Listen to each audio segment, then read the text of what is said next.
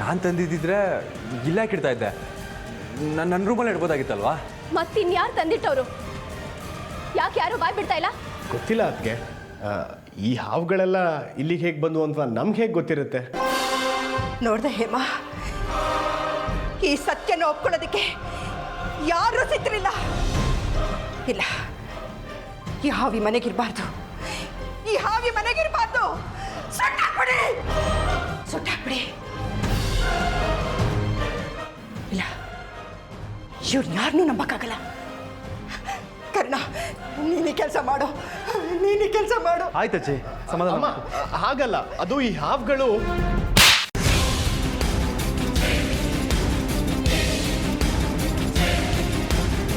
ಮಾತಾಡಬೇಡ ನೀನು.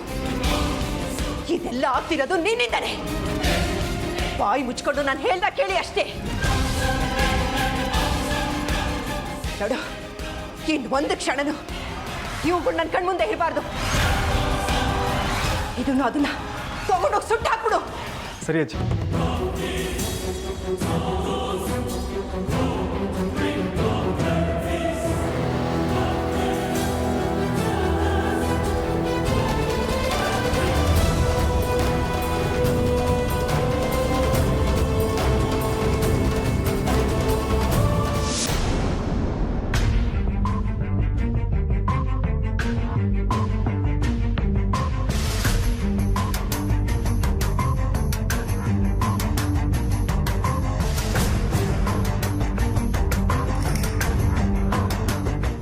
ಅರ್ಜುನ್, ಏನಾಯ್ತು?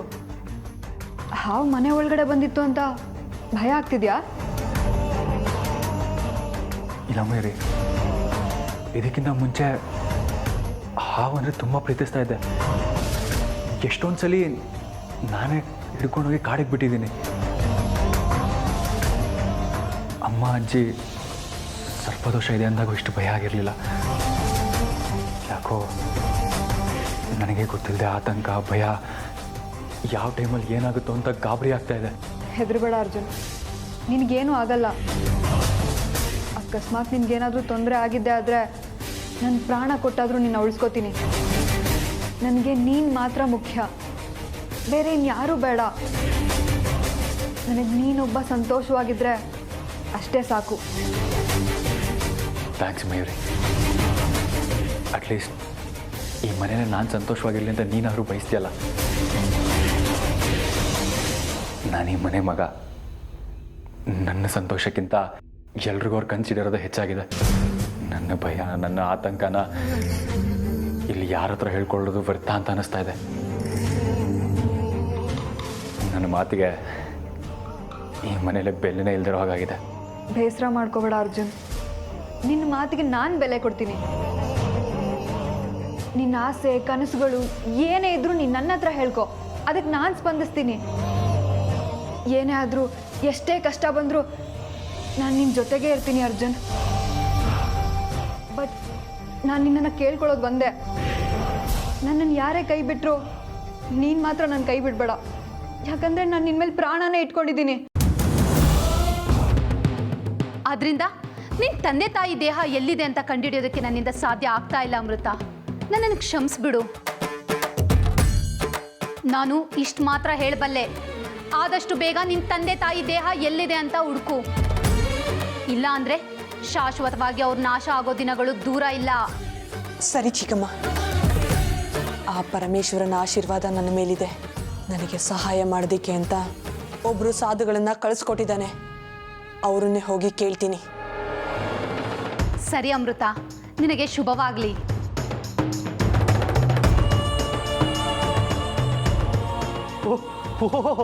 ನಿನಗೆ ಚಿಕ್ಕಮ್ಮ ಬೇರೆ ಇದ್ದಾರಾ?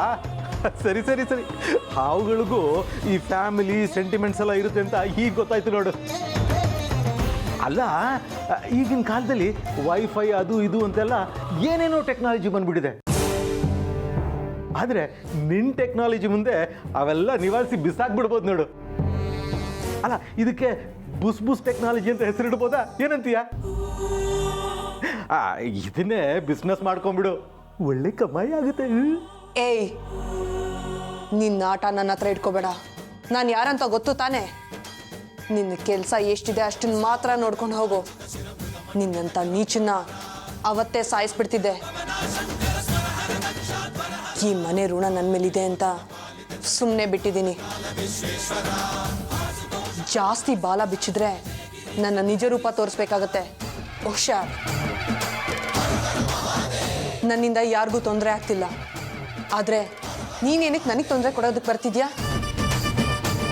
ಪ್ರಾಣದ ಮೇಲೆ ಆಸೆ ಇದ್ರೆ ಸುಮ್ಮನೆ ಇರು, ಇಲ್ಲ ಅಂದರೆ ಕಳ್ಕೊಂಡಿರೋ ಪ್ರಾಣ ಮತ್ತೆ ಸಿಗಲ್ಲ.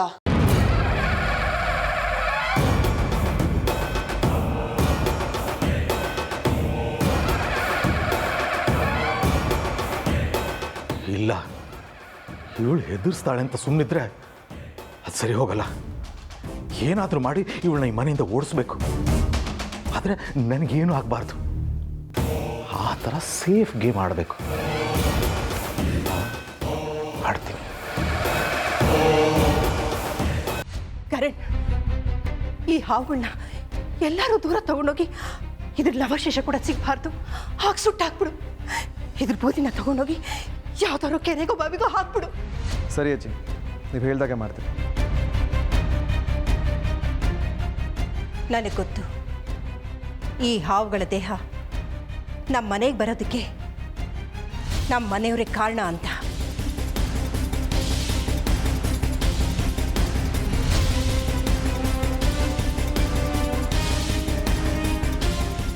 ಅವ್ರು ಯಾರು ಅಂತ ಆದಷ್ಟು ಬೇಗ ನಾನು ಕಂಡುಹಿಡಿತೀನಿ. ನಮ್ಮ ಮನೆಗೆ ಈ ಹಾವುಗಳನ್ನ ತಂದಿಟ್ಟಿದ್ದು ಯಾರೇ ಆಗಿದ್ರೂ ಸರಿ, ಮಗನೇ ಆಗಿರಲಿ ಮೊಮ್ಮಗನೇ ಆಗಿರಲಿ, ಅವ್ರನ್ನ ಮನೆಯಿಂದ ಆಚೆ ಹಾಕ್ತೀನಿ.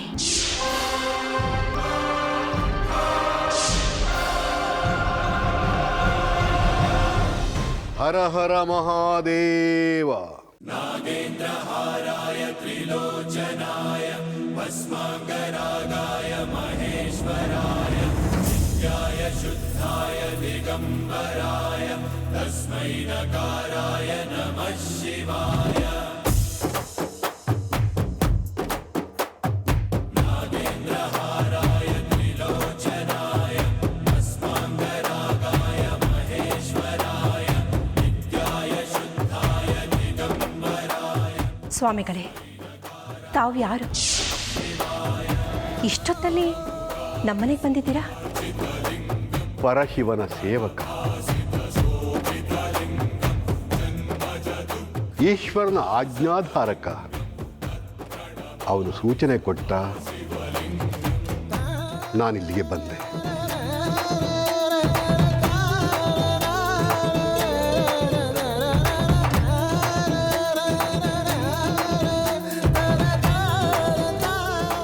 ಪವಾಡ ಪುರುಷರಿವರು ಇವರಾಗೆ ಮನೆ ಒಳಗಡೆ ಬಂದಿದ್ದಾರೆ ಅಂದರೆ ಏನೋ ವಿಶೇಷನೇ ಇರುತ್ತೆ. ಇವ್ರನ್ನ ಹೇಗಾದರೂ ಮಾಡಿ ಕಾಡಿಬೇಡಿ ಈ ಹಾವುಗಳಿಗೆ ಜೀವ ಬರೋ ಹಾಗೆ ಮಾಡಿದ್ರೆ ನಾಗಮಣಿ ಸುಳಿವು ಸಿಗ್ಬೋದು. ನಮಸ್ಕಾರ ಸ್ವಾಮಿ, ನೀವು ಬಂದಿದ್ದು ಭಾಳ ಸಂತೋಷ ಆಯಿತು.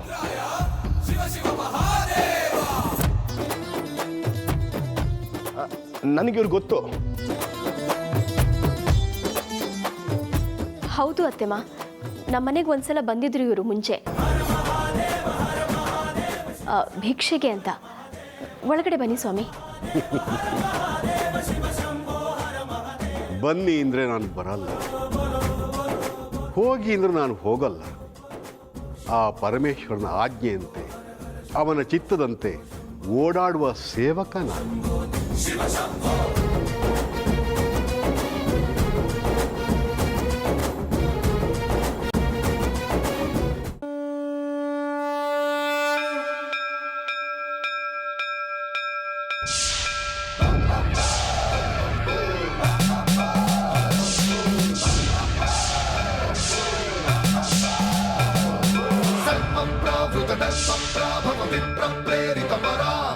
ದಿಕ್ಪೂರ ಪ್ರಭ ಕರ್ಪೂರ ಪ್ರಭ ಅರ್ಪಿಂತು ಶಂಕರ.